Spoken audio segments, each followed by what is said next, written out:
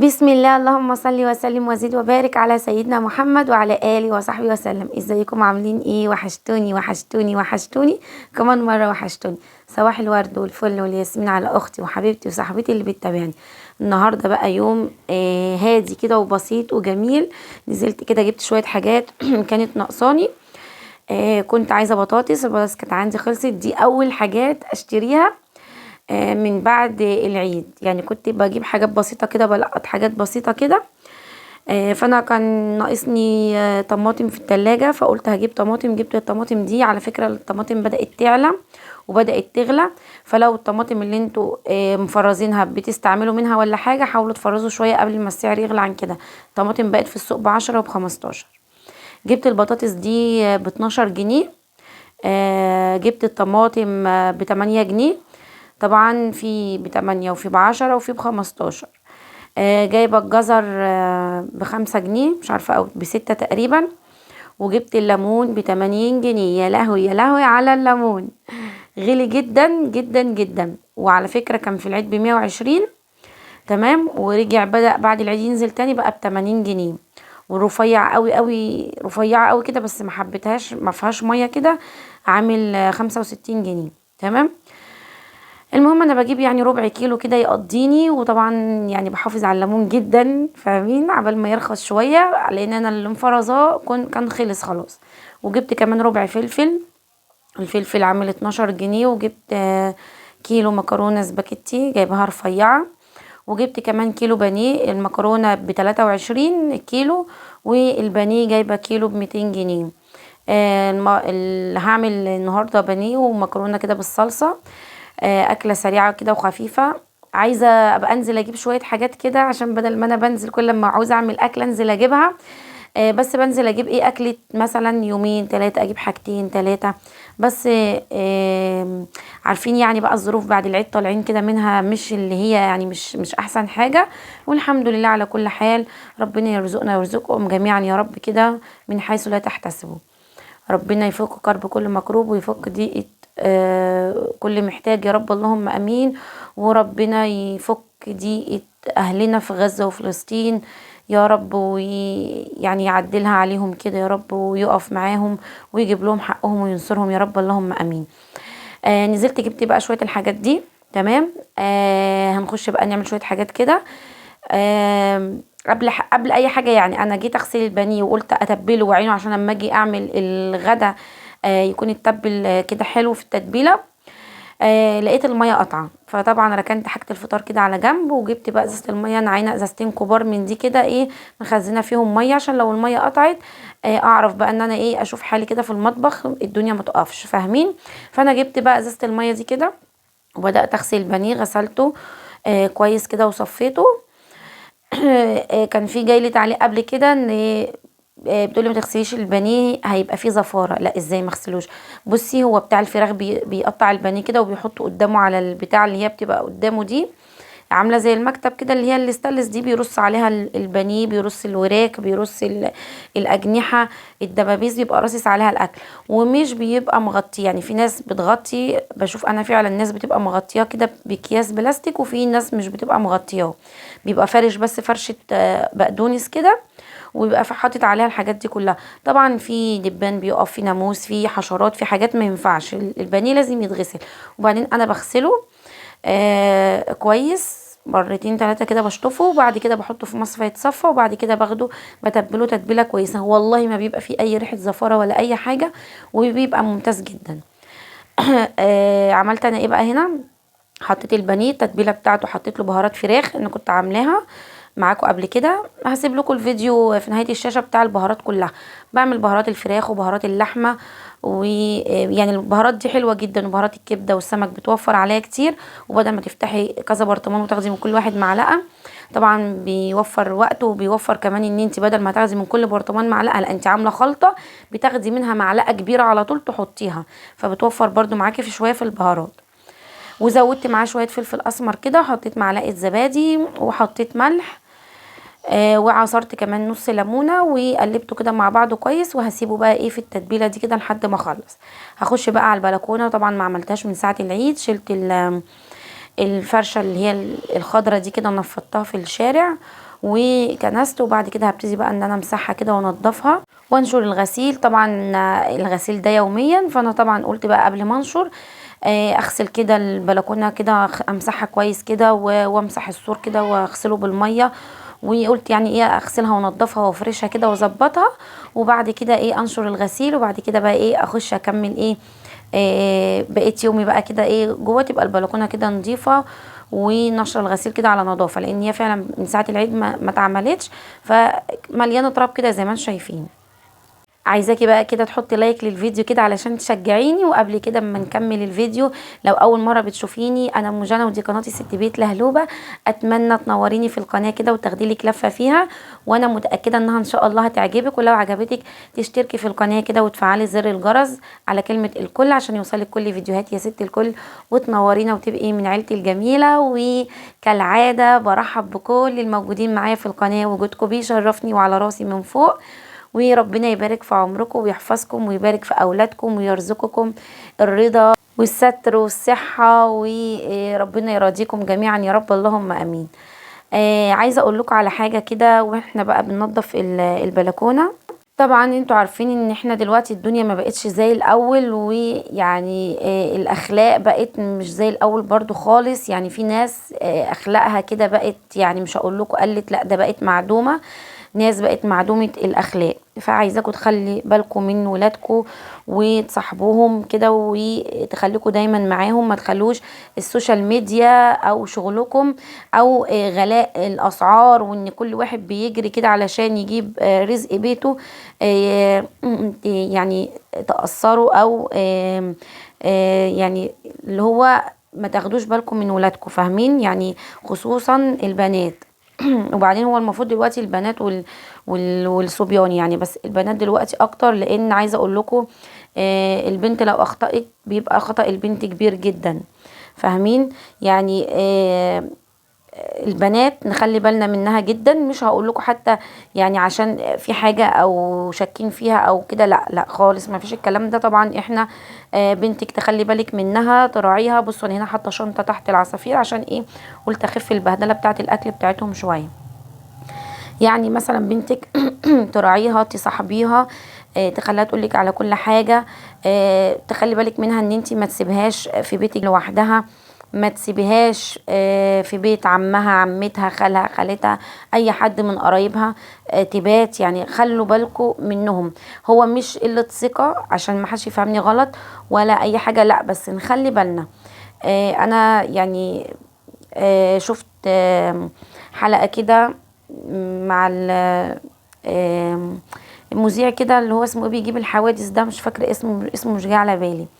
المهم بصراحة يعني زعلت جدا لدرجة والله العظيم ان انا عيطت. ايه ده؟ يعني احنا بقينا في دنيا عاملة كده ليه؟ فقلت اقول لكم يعني تخلوا بالكم من ولادكم، صبيان وبنات، ومن البنات اكتر. بنتك ما تسيبهاش مع التليفون كده لوحدها فترة كبيرة، تابعيها، شوفيها بتتفرج على ايه، بتشوف ايه، وطبعا من غير ما تحسسيها ان انت بتراقبيها. برضو حتى لو بتتفرج على الشاشة تبقي قاعدة برضو مثلا شايفة الافلام، شايفة في ايه، جه مثلا مشهد كده او كده تحولي وتعلميها برضو ان هي لو جه حاجة زي كده تحول. ما تسيبهاش لوحدها في بره البيت كتير، اعرفي بتروح فين بتيجي منين، ومن غير برضو ما تجرحيها او تحسسيها ان انت بتراقبيها. البنت يعني ما تتسابش لوحدها، البنت لازم يكون عينك عليها 24 ساعة، بان انت تصاحبيها وتخلي بالك منها، لان البنت يعني برضو بتبقى ضعيفة جدا. فعلشان يعني الخطأ بتاعها بيبقى يعني خطأ كبير شوية، فنخلي بالنا وربنا يسترها على بناتنا كلنا يا رب وعلى أولادنا. نخلي بالنا برضو من ولادنا الصبيان، برضو نبقى عارفين بيخرجوا مع مين، بيجوا مع مين، نبقى عارفين أصحابهم عشان يعني نبعدهم عن أصدقاء السوء. في أصدقاء يعني بتبقى وحشة جدا، ممكن صاحب يديله يشرب حاجة، يخليه يعمل حاجة كده. صاحبي ابنك وبنتك خليهم لو في اي غلط يجوا يحكولك عليه، ما يخافوش ان هم يحكولك، فاهمين؟ يعني خلوا بالكم من ولادكم، صاحبوهم، ما تخلوش مشاغل الدنيا تخليكوا تهملوهم او تبعدوا عنهم. ابنك او بنتك ان جه يتكلم معاكي ما تقولوش مش فاضيه دلوقتي، انا تعبانه، انا دماغي مصدعه، يعني سيبوني دلوقتي، لا. في اي وقت ابنك او بنتك يجي يتكلم معاكي سيبي اللي في ايدك ايا كان ايه وتكلمي معاه، اسمعيه. بصوا انا دخلت كده الاول، بعد بقى ما خلصت البلكونه وخلاص ونشرت الغسيل وكله تمام، وربت بقى الشيش كده وطفيت النور كله. زي ما انتوا شفتوا معايا على طول، يعني ما بعمل الصاله كده والبلكونه والحاجات دي بروح ايه مقفله بقى وفاتحه كده الشيش فتحه صغيره كده عشان لو في اي دبان يعني الرخم ده يخرج. وبطفي النور كله، طبعا بقفل ستاره المطبخ كويس وبخش بقى المطبخ كده ايه، اجهز الاكل بتاعي. حطيت بقى كده شويه زيت وعليهم تومه في الحله اللي على البوتاجاز، ونزلت عليهم بصلصه الطماطم، وحطيت ميه بقى تغلي علشان اسلق المكرونه. وجيت هنا بقى ايه، علشان اتبل البانيه، مش هتبله اللي هو اعمله بقى في الفيجيتار. شغلت بقى القلايه عشان هعمله في القلايه. عايزه اقول لكم البانيه بتاع القلايه حلو جدا جدا، طعمه حلو قوي ومقرمش ومش شارب زيت خالص، يعني احلى بكتير من اللي بيتقلي في الطاسه كده وكله زيت. فانا طبعا حبيتها لان الزيت بتاع البانيه بيترمي، اللي هو انا بصفيه وبركنه. لو عملت مره مثلا تانية بانيه ولا حاجه بعمل فيه، وطبعا اللي بيفيد بقى خلاص بيترمي خالص، ما بنفعش بقى اعمل فيه مره تالتة. هو بعمل مره اولى وبصفيه وبحطه كده في برطمان في التلاجة. اما اعمل بانيه تاني اعمل بيه طبعا برضو بزوده شويه زيت وخلاص، اللي بعد كده بقى بيترمي. فلا، عايزه اقول لكم يا دوب هي بخة زيت واحده، مش ببخ بقى، يعني ساعات ببخ بس بالفرشه احسن، ببل يا دوب الفرشه زيت زي ما انتم شايفين البرطمان او اللي هو العلبه هناك دي عند القلايه اهي، وحاطه فيها الفرشه شويه زيت صغيرين، والله بيبقى حوالي 3 معالق زيت او 4 بس مش اكتر. ببل الفرشه كده واروح دهنه الوش واقفل عليه الاير فراير، يعني بقفل يعني بقفل بقى البتاع اللي انا حاطه فيها دي، الحله بقفل الحله بتاعت القلايه، و10 دقايق كده وافتح اروح قلبها على الوش التاني. لو هي طبعا بتاخد كفايتها بالزيت من التحمير وبتطرد الباقي. حسيت ان لسه الوش التاني محتاج زيت، بدهنه رشه كمان. مش محتاج خلاص 5 دقايق كمان وبخرجه وبيبقى زي الفل ولونه ذهبي كده وجميل ومقرمش وحلو قوي. هوريهولكوا دلوقتي لما اطلعه من القلايه، وهوريهولكوا برضو وانا بحطه كده.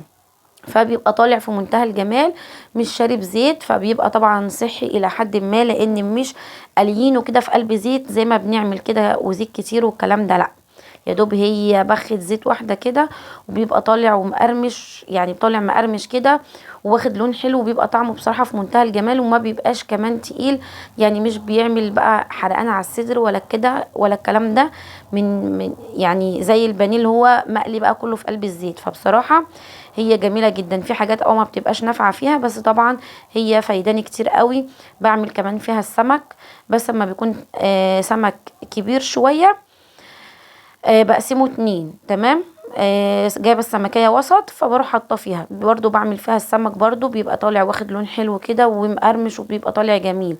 عملت فيها حاجات كتير قوي. بصوا انا الصلصه لقيتها جهزت، فحطيت عليها المكرونه وقلبتها ووطيت النار خالص، هديت النار خالص عليها شويه كده وهديها تقلبتين وكده خلاص تبقى جاهزه معايا.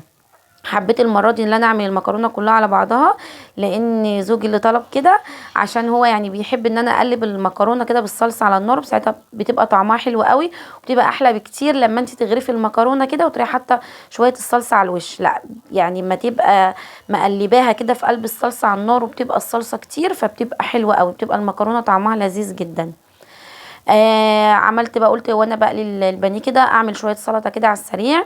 قطعت كام قطايه كده وكمان بصلايه كبيره كده من اللي هي البصلايه الحمراء. بحب قوي البصل الاحمر مع الطماطم كده بيبقى طعمه حلو قوي، يعني سلطه بصل احمر وطماطم بتبقى حلوه جدا. وساعات كمان بضيف عليها فلفل اخضر فبيبقى طعمها في منتهى الجمال. فانا هجيب برضو قرن فلفل دلوقتي وهضيفه عليها، بيبقى طعمها حلو قوي. هتبلها بقى كده بليمون، وهحط بقى عليها كمون وكزبرة جافة مطحونة، وهحط شوية ملح وبقلبها بقى مع بعضها عفوا. بقلبها مع بعضها بقى كده بتبقى حلوة قوي. يعني جربوها، اكيد في حد كتير منكم عارفها يعني. فلو حد بيعمل السلطه دي قولولي. حطيت كمان شويه بابريكا وبحط رشه شطه كده صغيره. وبقلبها بقى مع بعضها بتبقى طعمها حلو قوي بدون خيار. فاهمين يعني؟ السلطه اللي هي بالخيار، السلطه الخضراء بالخيار والخضره دي طعم، وسلطه البصل بالطماطم عليها قرن فلفل كده دي طعم تاني خالص. ولو ما فيش فلفل برضو بعمل بصل بطماطم واحط عليها شويه شطه كده وشويه ملح وعصر ليمونه، بتبقى زي العسل. طعمها حلو جدا جدا وطعمها مختلف تماما عن السلطه الخضراء اللي هي بالخيار والخضره دي او البقدونس. تمام. فجربوها دي والله هتعجبكم جدا جدا، وبتبقى حلوه قوي مع الاكل النواشف اللي هو مكرونه وبانيه. بتبقى حلوه مع لو هعمل بطاطس مهروسه ومثلا وبيض مسلوق ومثلا فول والحاجات اللي هي النواشف دي. فاهمين؟ اي اكل نواشف كده بتبقى حلوه معاه. برضو لو مثلا هتعملي بصاره بتعمليها دي جنبها بتبقى حلوه قوي قوي، بتبقى خطيره. اللي هي طماطم وبصل بس مع طبق بتنجان مخلل كده بتبقى حلوه قوي. المهم عبيت طبقين كده ورحت حاطه كمان شويه خضره عشان لقيت بابا جاي لي يعني يقعد معايا شويه، فقلت اخليه بقى ايه بالمره ان هو يتعشى معانا. فروحت حاطه شويه خضره بقى كده على القطه بصل دي. قلت الخضره موجوده عندي وبابا بيحب السلطه يعني ام هي خضره دي. فانا رحت حاطه شويه خضره، دي كانت خضره كده مشكله اللي هي شبت وبقدونس وكزبره، فبرضو بتبقى طعمها حلو. حطيت عليها كده وبابا بيحب الخضره المشكله دي يعني. فروحت عامله برضو شويه كده، عملت منهم طبقين كده. والبانيه بقى بدات اطلعه خلاص كده بقت كل حاجه جاهزه معايا. والمكرونه برضو هطلع البانيه ده وهروح اطفي عليها وخلاص كده ايه بقت جاهزه معايا. هحمر بقى البانيه ما بياخدش حاجه يعني. حطيت كده على دورين وطلع معايا يعني الدور بياخد معايا كده بتاع ايه 7 دقايق. يعني زي ما قلت لكم جميله جدا، واحلى حاجه فيها ان الاكل فيها ما بياخدش وقت. خلاص كده بقى بدأت ان انا اغرف. حطيت الدور التاني البانيه، يعني الحله بتاخد معايا 4 قطع بانيه. ما شاء الله شايفين ال4 قطع يعني قطع كبيره. طلعت بقى اخر دور اهو زي ما انتم شايفين، وحطيت الاسباجيتي كلها في الصينيه دي. وهحط بقى الاطباق بتاعه الغرف اللي انا هغرف فيها كده كل واحد طبقه هحطها كده جنبهم. وانا حاطه بقى الاكل كده هغرف لهم ايه كل واحد الطبق بتاعه. اكله حلوه جدا ولذيذه وخفيفه كده وبسيطه. ده كان الفيديو بتاعنا النهارده، يا رب يكون اليوم عجبكم. انا طبعا كنت اغسل معاكم المواعين بس الميه قطعه ولسه ما جاتش، فعملت لهم حاجه حلوه كده وقلت بقى ايه لما الميه تيجي هبقى اغسل المواعين. متنسوش بقى حبايب قلبي لايك للفيديو لو اول مره بتشوفيني، تشتركي في القناه، واسيبكم في رعايه الله. اشوفكم في فيديو جديد على خير، مع السلامه.